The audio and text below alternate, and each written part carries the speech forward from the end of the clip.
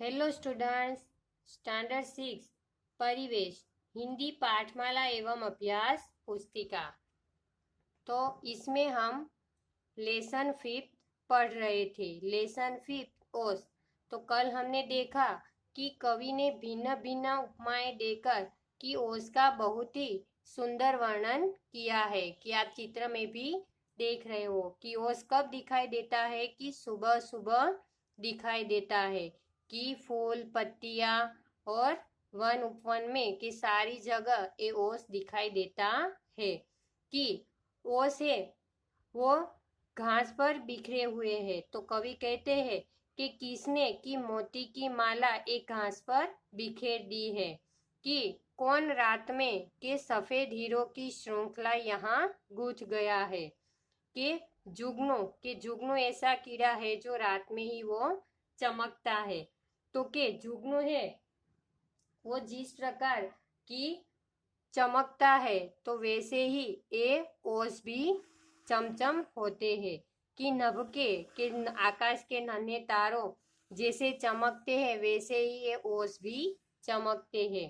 कि जोहरी के लुटा गया है कौन जोहरी अपने घर का भरा खजाना। कि पत्तों पर फूलों पर पग पर बिखरे हुए रतन है नाना। कि फूलों पत्तियों पर और रास्तों पर कि जहाँ जहाँ हम चलते हैं कि पग पग पर के रास्तों पर बिखरी ये चमकती ओस की बूंदों को देखकर कि कवि को ये महसूस होता है कि जैसे किसी जोहरी ने कि अपने घर का खजाना लुटा दिया हो। कि ऐसे वो लगता है कि कीमती रत्न की तरह वो लगता है। कि बड़े सवेरे मना रहा है कौन खुशी में यह दिवाली। कि वन उपवन में जला दी है किसने दीपावली निराली। के उपवन के फूल पत्तियों पर के पड़ी ओस है ना, ओस यानी पानी की बूंदे। कि नन्ही नन्ही बूंदों में कि सूरज की कि सुबह जब होती है तो सूरज की जो पहली किरण कि उस पर पड़ती है तो ऐसा लगता है कि वो दिए जल रहे हैं। कि इसलिए कवि को ऐसा लगता है कि जैसे वन उपवन में ओस की बूंदों के द्वारा दिवाली मनाई जा रही है। कि जी होता इन ओस कणों को अंजलि में भरकर ले आओ, इनकी शोभा निरख निरख कर इन पर कविता एक बनाओ। कि कवि को भी ये मन होता है, जी होता है कि ओस कणों यानी कि ओस की बूंदों को वो अंजलि में भरकर घर ले आए। कि घर ले आऊं और इनकी सुंदरता देख देख कर इन पर एक मैं कविता बनाऊं। तो कवि का नाम है सोहनलाल त्रिवेदी। तो कल मैंने होमवर्क भी दिया था कि होमवर्क 2 टाइम और लर्न भी करना था नए शब्द। श्रुत लेख भी आपने लिख दिया होगा और मौखिक क्वेश्चन आंसर वो भी आपने लिख दिए होंगे। आज हम आगे करते हैं लिखित प्रश्नों के उत्तर।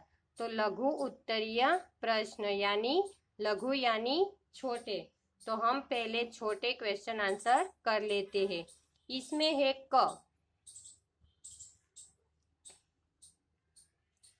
कि पहले लिखित में लघु उत्तरीय प्रश्न हम करते हैं। तो इसमें पहला है क कवि ने ओस कणों को जुगनू और नन्हे तारे की उपमा क्यों दी है। कि कवि ने ओस कणों यानी कि पानी की बूंदे को कि जुगनू और नन्हे तारे की उपमा क्यों दी है। तो इसमें उत्तर लिखिए।